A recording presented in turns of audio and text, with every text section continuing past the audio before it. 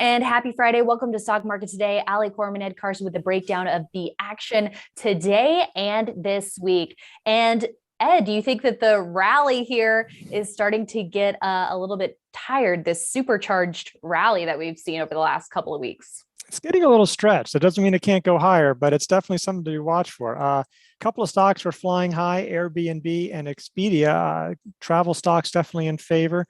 And then Moderna, well, it's got a bitter pill. We'll analyze those, but first, look at the major indexes. Here is Thinkorswim from TD Ameritrade showing the NASDAQ Composite, which gained 0.2% for the day. The S&P 500 up 0.4%, the Dow up 0.6%, and small caps having yet another big day of outperformance this week, capping Friday off with a gain of 1.5%. So we did get a red bar today, Ed, but it was still an up day. What do you think about how extended we are on the NASDAQ at this point? Yeah, I mean, during the day, we definitely were well over 6% above the 50-day moving average. May have closed just around that level at this point. We've run up this, what is it, 9-10 straight days. It keeps on going on. At some point, that's going to end, but that's okay. I mean, if we drop a little bit, it wouldn't be the worst thing in the world. It's just something to be watching out for. Obviously, we've had a long run, not just this days, but 5 straight weeks, I believe, on the NASDAQ. And, it's been great. There's been a lot of leading stocks have made big moves. There were some of those vertical moves by Tesla in the past couple of weeks, and then Nvidia, this past week, especially Thursday. So those are things. I mean, it's like, could we see a pullback? Sure. The odds are up there now a little bit. It doesn't have to happen. It doesn't have to be very big if it does happen, but it's just something to be aware of. Thinking about, well, do I want to take any partial profits, or how much do I want to add exposure at these times? Right, because investors who were adding exposure on the follow-through day, the days after, maybe some handles were forming in this area, and breakouts are reaping the rewards right now. But with the market extended at these levels, we'll have to see what next week brings. And you mentioned the weekly performance. So here, yeah, up 5 weeks in a row now. Yeah, that looks like the biggest bar yet. That's really strong gains. Obviously, again, these mega caps like Tesla and Nvidia are contributing, but there's a lot of other names are doing quite well. So, I mean, there's not really buying opportunities for some of these super leaders. It would be actually nice if they could come back. But, we'll take it where it goes. It can keep going. We've seen the market get more extended. The fact that it's early on in this new rally makes it a little less worrisome.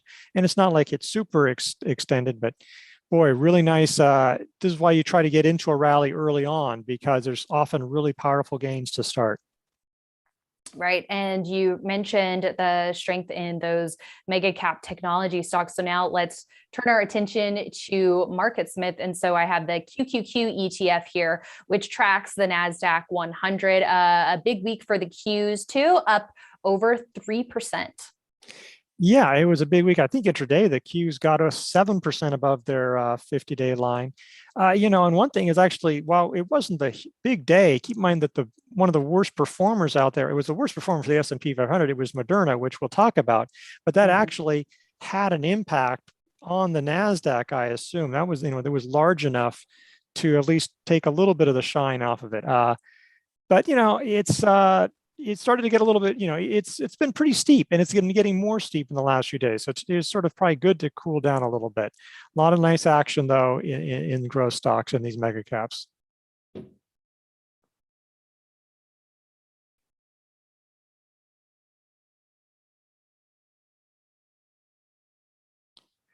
Continuing to climb as well. Okay, yeah, and you were talking. I didn't hear you so well, but it's like, but the S&P, yeah, definitely going strong. Energy rebounded today. That was actually weakness, but you wouldn't know that there was. Energy is down some days, financials are down some days. Well, growth seems to be up every day lately, but the S&P just keeps on rising too. I mean, it's been a real steady performer, a lot of strength here. That's another positive thing. So yeah, the NASDAQ may be getting a little extended, and even the S&P is getting close to what we would consider extended. But there's a lot of breadth to this market. The Dow, I think, as you're going to show, is, that's at new highs. the Russell 2000, the IWM ETF, which we use to follow that. That's really come on. That was, as you said, yeah, just a really strong performance this week. It had been sort of like hemming and hawing for weeks, but there was no hemming or hawing this week, just powered on. Yes, that's exactly right. And you mentioned the strength and growth. So we'll just take a quick look at FFTY, trying to get back to those highs from late September. And for the week, we saw the IBD 50 tracking ETF up about 2.5%. And Ed, also need to check in on the 10-year yield because this is looking like a bit of a different picture over the last couple of weeks versus that strong advance that we saw starting in late September. Yeah, it is really interesting what's going on. I mean, you would have thought that the Fed making a decision to taper, even though it was well telegraphed. I mean, everybody knew it was coming, and a strong jobs report, which we had today, you would see Treasury yields trending higher on that. But we basically came down really sharply this week after falling last week. So that's one big reason why the market had such a strong week, especially growth stocks. That's a really sharp drop when you would think on paper that the news would be sending yields higher. So definitely a positive for stocks this week from the Treasury market. Yes. And Ed, you mentioned the strength in the travel plays. So Airbnb was definitely in focus this week. A leaderboard stock since August broke out on Thursday ahead of its earnings report and followed that up today with a gain of 13%, some pretty heavy volume behind the move. And not only did it issue a strong earnings report, but moved along with other travel names on the Pfizer COVID pill news. Yeah, that's something that, like, there's real travel. There's a lot of things behind it just to talk about. Yeah, the Pfizer COVID news, which was really effective, and that's even more effective than this Merck pill. And we'll talk, that came out a couple of weeks ago. COVID cases have fallen a lot in the U.S. They're sort of elevated in Europe, but then you have just other things. Maybe more people are coming into the jobs market. There's just a lot of things, positive sort of tailwinds why you'd think it'd be doing well. Okay, so yeah, this was great. As you say, the high volume, I didn't really notice, but wow, that looks like the strongest upday in volume since the IPO debut. Yeah. So that is really impressive volume. Yeah, it broke out yesterday. So what are you going to do about that? Well, you can make a bet and hope it goes well, but that's a little scary. But we talked about it on IBD Live about using an option and going through some of the methods, and actually Leaderboard added to its exposure to Airbnb. It already bought some earlier, bought an option that around, I think, 180 strike price, and that really paid off. I think with the intention of putting that in so they actually add to the exposure, but you could do that and just cash in the option would be the other way. Or you could have bought the gap up. I mean, there was actually opportunities to buy it that way. I'm not a real fan of gap ups, but if you look on this, okay, the first bar is a 1 minute, but if you use that second bar, okay, you're basically 5 minutes. Yeah, I mean, we were moving above it and it kept going up there. So if you had bought, at 194, you're doing all right.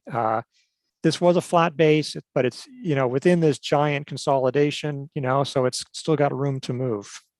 And not only are we mentioning it on the show today and on IBD Live yesterday, and today Leaderboard, you mentioned it was also our stock of the day today, right, Ed? Yesterday, heading into it. Yeah, talking about the option play. Good stuff. And then it was our IBD Live trade of the week today. So we've been all over this for a good reason. And also in this theme is Expedia, Ed. Earnings as well, and a gain of about 16% actionable too, with that draw the line breakout over that 75 area, clearing that round number at 180. Yeah, I'm not sure why. Maybe because it finally came down too much, but even as there, I would say 175, you could use that almost as a handle in there, or it's just to draw the line. I mean, that's clearly resistance area, and looking pretty strong here. Again, really heavy volume, the heaviest volume in looks like about a year on an up day. So that's really nice to see. The growth is really strong, turning profitable again. A lot of things to like here. It was interesting because it came down really ugly yesterday. It was sort of strange. Booking Holdings had what seemed to be positive news, but Expedia sold off, and Booking actually came up to a buy point, fell back, erased its gain, but today it broke out. maybe on its arrival. So sometimes that happens. That would have been disappointing buying it yesterday, but then having that kind of situation. So definitely a lot of travel names. And just to do it, like hotels are doing well. There's a lot of things even beyond the tech high beta stocks. There's a lot of things in this sector. So this is why you should be building those watch lists, to be looking around for things so you can catch them before they get out too far.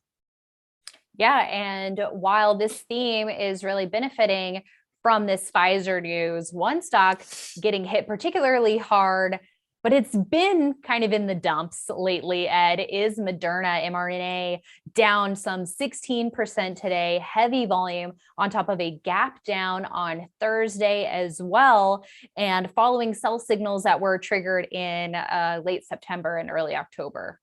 Yeah, actually, even earlier than that, because you probably could have used on a positive note, like a ducks are quacking kind of way in late July when things were getting really extended. There was a couple of points like there, or even a few days before that, there was another one where it was getting just sort of extended from the 10-day line. You might have just taken partial profits. I'm not saying cash out, but those would have been sell signals. And then some of it that day plunging through its 10-day line in that really heavy way, that would have been an issue. Then it plunged to its 21-day line. It did bounce back off of that, but that you could have sold. That's okay. That's fine if you did or you didn't. Come back. Then it really comes through the 21-day again, and then through the 50-day line. So lots of reasons that you could have sold along the way. Right. Cashing in a big gain now. I mean, that is a huge. It's not a round trip, but boy, that is it is over half. Lost over half its value, and the fundamentals look great. It wasn't until Thursday that we had seen the fundamentals. Now, you might have seen the news and seen like, well, how much more the cases are coming down. It hasn't gotten FDA approval for the younger kids. I mean, so there was some news out there. I mean, it's not completely blind, but the technicals were showing up some issues before any kind of that news. And then as the news started to come out, more and more was there. That's right. Buying on fundamentals and technicals, but selling on technicals and not relying on the story. You got to be listening to the chart there. All right, Ed. So with all of this in mind, what should investors be thinking about for the week ahead? We saw a lot of leading growth stocks making some pretty stellar moves this week. A number of names moving up strongly on their earnings reports and other thematic reasons as well. So do you think that these strong moves can stick, or is it going to be back to the status quo of all year long of sector rotation? It depends on what stick means. I mean, a lot of them may just sort of gradually pull back or pause and take a break, as opposed to like oh boy, everything's going down. I mean, it's not like it's like, oh, Nvidia, it'll fall back to its buy point. I mean, or after that huge run.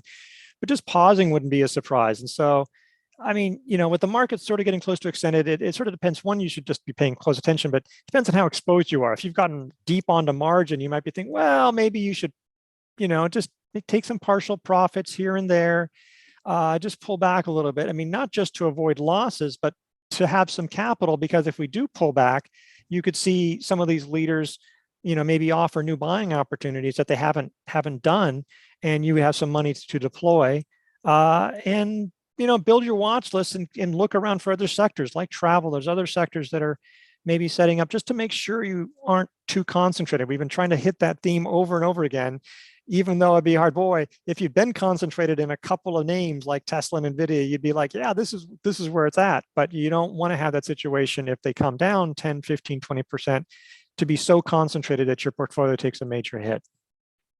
Yeah, and even though we are seeing some popular names kind of going gangbusters right now, whether that's a Tesla or Nvidia or AMD or others, it doesn't mean we can start getting loose with our rules and chasing stocks and just buying anywhere.